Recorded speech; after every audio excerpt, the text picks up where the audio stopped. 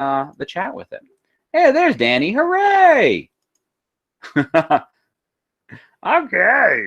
So we're pulling up our PowerPoint here. We're looking at the cataracts at the very end. Oh, cataracts. What? That's a fancy word for something. I'm just so forgetful. Who can remind me? What were those cataracts again? What were those cataracts again?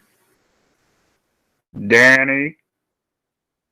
Waterfalls. Yeah, waterfalls. And so, when Riley O'Donnell is trying to go from Nubia to go conquer Egypt, she's going, and then she gets to the sixth cataract, and that's, I just fell off a waterfall. Oh, no. Then, she dusts herself off. She gets, back on there, and she's going. She's I just fell through. Today, we're going to start off with the desert. All right? So we've got the deserts, which is probably going to be, like I said, what a lot of people think about with Egypt. When you talked about it yesterday, you thought about pyramids, sphinxes, mythology, and sand. Now, we have 3 deserts surrounding Egypt. And so we have the Libyan desert, which we have up here because we have modern-day Libya bordering right there. And I love how Kirthana is writing down some notes. And looks like maybe Shania is too. Oh, yeah, look at that glory. I love it. All right. Then we have our Nubian desert down here. And our Arabian desert is going to be over yonder. Sometimes they call it the East Desert, the West Desert. There's lots of different ways they call it. And I'm never going to be like, please specify which desert is which, because really in the end we need to know it's surrounded by deserts, which of course is going to give it protection.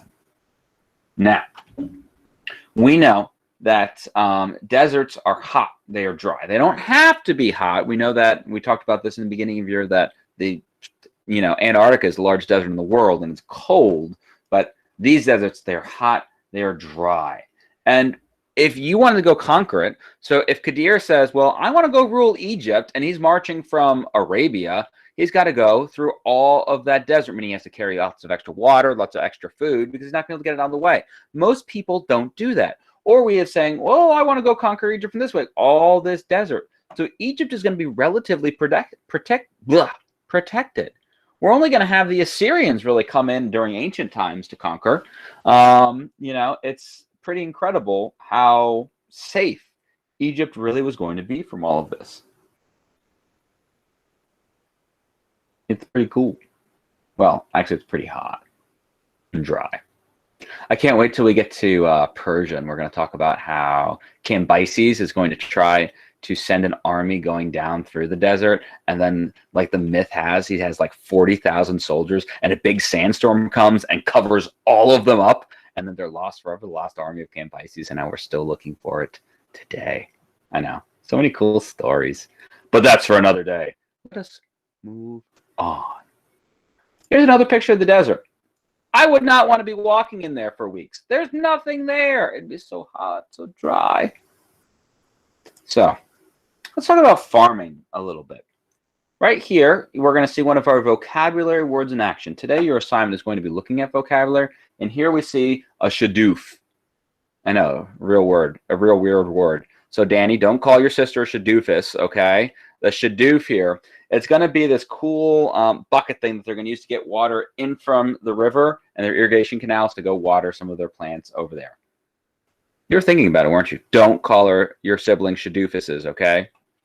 Now, as we had in our Do Now, the Nile River flooded around the same time every year. They called it the flood season. If you remember, there was some source that we looked at in the very beginning of this unit that said the Egyptians separated it into 3 seasons. We have the flood season, the planting season, and the harvesting season. Now, favorite crops to grow, wheat and barley. I'm not going to ask you what their favorite crops to grow. It's just a fun little fact to see that they're eating some of the same things that we eat today. And just like our Mesopotamians, we talked about in Sumer how they dug irrigation ditches to go help with some of the flooding and to make it so they had more arable land, meaning more farmland. We wind up going and having lots of crops being able to be watered through this. And another bonus, because Iker is like, I don't just have to water my plants with this ditch. I can go put a boat in it and then get to the river. So we're going to have all of this extra transportation. And of course, once Alexander sees Iker using his boat to get to the river to go visit, Grandma Sally's, he's like, well, why don't I just load that boat filled with stuff and then I could trade? So the irrigation is actually going to be an important transportation route as well. And here, like I said, we have the shadoof, not shadoofuses. Okay.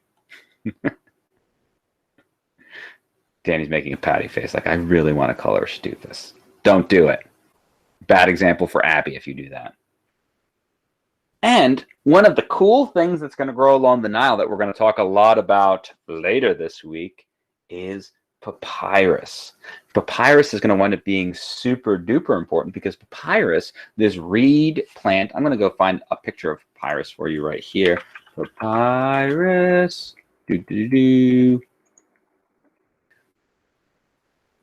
It's all Undertale. You just make one popular video game. There we go. So this is what a papyrus plant looks like right there.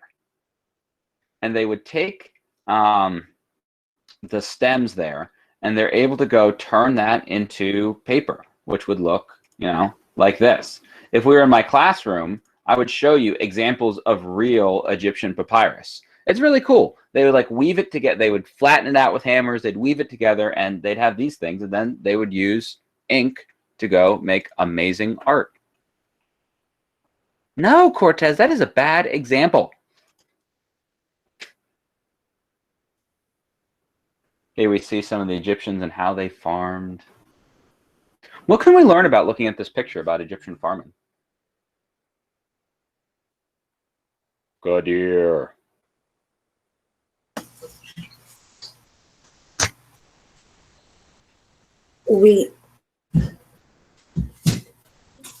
Did they like to farm cows?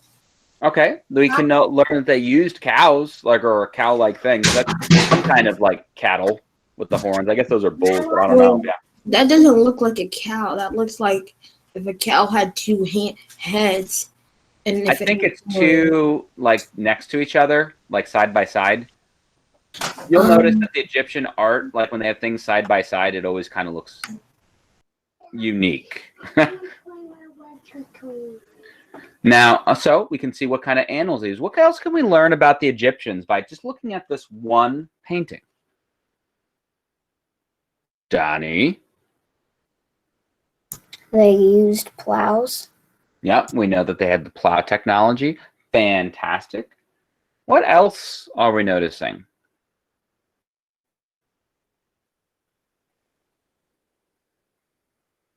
Do any of my ladies maybe notice something? Yes. Yes, Shania, darling? That they have words in the back of the picture. All right, so we have hieroglyphics explaining what's going on. There's something else I'm noticing in the back of the picture, though, that will be a little bit different from Mesopotamia. Kirthana, then Kadir. That the woman and men are working together.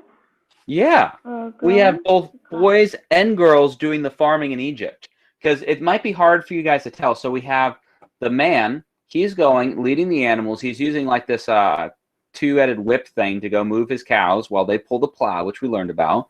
And then right behind him, we have the woman with a seed basket planting the seeds behind.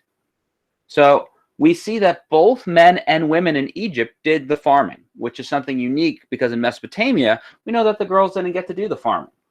Kadir, was that what you were going to say, or did you have something else to share, sir? I was going to say there was a woman. Yeah. Yeah, Dan, the light bulb went off on Danny's head at the same time, too, although he called it out in the chat. Tisk, tisk, tisk. All right, great job, guys.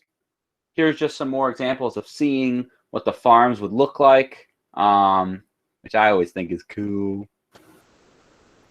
And we have someone going, and this is pretty cool. This is a pump. So he's using the animal to go spin this, which is going to wind up pumping water. And they had that kind of technology even in ancient times. They wouldn't have been using metal like this guy has, but they use that kind of technology to spin this wheel.